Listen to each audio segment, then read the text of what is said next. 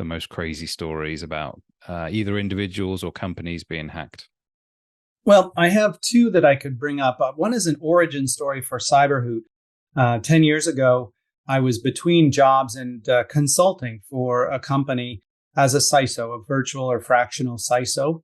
And we had an incident that came up, and we were scratching our heads on how this could possibly have happened. There was a new woman who had been hired right out of college. She had put it on LinkedIn. Hey, I'm excited. I started at this company. And she got an email from the president of the company saying, dear, employee, would you mind going out and buying 10 gift cards for me, $100 a piece, because it's the end of quarter and we want to give them to our hardest working employees. And I need your help. She was in the HR department. And so she dutifully did that. And then, the email back to her was, that was fantastic. Thank you for buying the cards, scratching the backs off, taking an image of them and sending it to me. Again, from the president of the company. She was so excited for being such a, responsive employee. They kept doing this over and over again. And over the course of maybe 2 weeks, she had maxed out her credit card account and bought over $24,000 of $100 gift cards and sent them to who she thought was the president before anyone in the company realized what was going on. Obviously, this was a classic gift cards scam where you get an email that says, hey, I'm in a meeting, but do you have a moment? I need you to do something for me. And the person responds. And if you look at the email address, it looks almost perfectly identical to what you would expect your president's email to be, but it might be off by one letter. They might have taken an I and made it an L, or an O and made it a 0. It just is almost indecipherably different, but it's not from the president. So that story got me really frustrated with the lack of simple knowledge around social engineering. I said, I've got to help these smaller companies with their cybersecurity literacy. And I founded Cyberhoot. So that's one of our origin stories.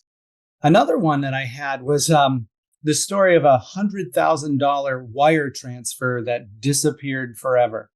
A company executive, I won't mention any names, had an outage in their email one day. And the executive was so frustrated about this email outage on their local, maybe it was an Exchange server online or something locally that provided email services, that they took matters into their own hands and started forwarding. They created a rule in their inbox that said, I want a backup for my email. So if I have to work, I can always get to my email. And so he forwarded every message from his company account to his personal Gmail account, just forwarded it over. Now, the company account email was very well protected, as you would expect in a large company. However, the Gmail account had a very basic password with no multi-factor authentication. And the password that he used there, he had used all over the online world, presumably, because someone got hold of it from a breach, say at LinkedIn or Yahoo or one of these other locations. There's billions of accounts floating around on that of compromised websites where hackers pull down your username, your email, and your password, your favorite password. And they tried multiple combinations and eventually got into his Google account.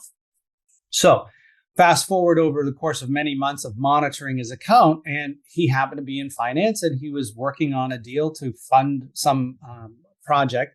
And there was a wire transfer that got involved that was talked about in his email. So the hackers are sitting there watching the communications between company A and B, and they're saying, okay, it's almost time for us to send this $100,000 wire.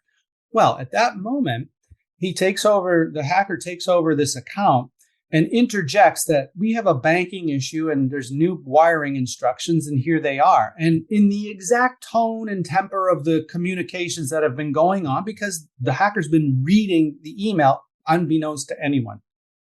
They registered a domain to conclude all of these communications, which was off by one letter. So if the company was acmecorp.com, the legitimate company, the registered domain, which was no more than 2 weeks old, was Acme Corp, where the O in Corp was a 0, for example, and started the communications that way so that you could eliminate this executive from the wiring transfer back and forth. Oh, why are you under audit? Why is the bank number changing? Because it is. I apologize. I know it's inconvenient. And, all the communication, it's social engineering at its finest.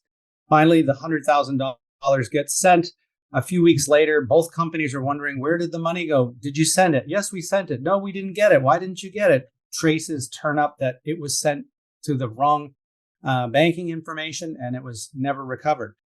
And, at $100,000, that sounds like an enormous amount of funds. But I have read about $1 million wire transfers, $700,000 wire transfers, and $25,000 wire transfers. This is rampant. If you go to the FBI website, you can see that this wire transfer fraud is one of the largest social engineering losses that companies face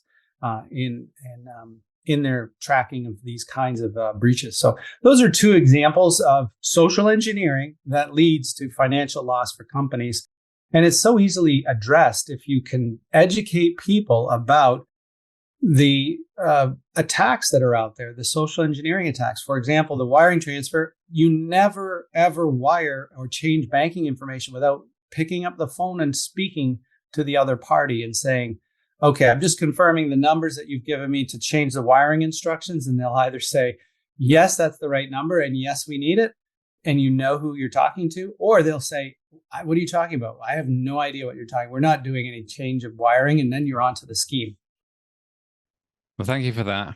I don't know why this sort of occurs to me, but the interesting thing about the second example you gave was that there's a little bit of liability on both parts, in the sense that there was the individual who forwarded their email to a unprotected Gmail, and then the company who paid the funds, they didn't check that it was, as you say, that it was genuine. So do you ever get involved in, where the blame lies, or is it just like a messy legal type scenario that happens? I don't get directly involved. I make a write-up of the incident and the facts of the case, and then insurance providers and legals. Oftentimes it does go to legal because of the amounts of these sums. Most often in the past, I would say 15 to 5 years ago, it was a claim on your cyber insurance.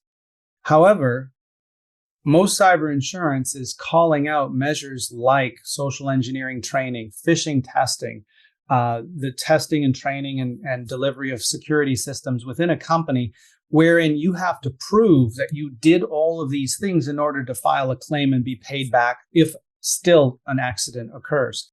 And so we're seeing more claims being rejected because companies are saying one thing on their cyber insurance application, but they're not fulfilling those requirements as easy as they are. And the sad thing is, if you were to lose $10,000, that could potentially pay for 10 years of cyber education and testing of your employees. Just with one incident, it's so cheap to provide this awareness training. The cost in terms of time is 5 to 7 minutes a month. And the costs are not that great. So I don't get involved in the legal ramifications of those events. Typically, I have not had to testify in a court of law. I do write them up and I explain what happened and how they happened and what to do not to prevent them from occurring. But I let the insurance companies and lawyers fight those battles. And the first example that you gave, which is the new employee, are you aware whether she kept her job, whether she was whether she was blamed? What was the fallout of that? I believe that if memory serves me correctly, she was not able to keep her position for the long term. We might have been 6 months in. There were other things, but I can't claim direct knowledge of that. I wasn't involved in that piece of it.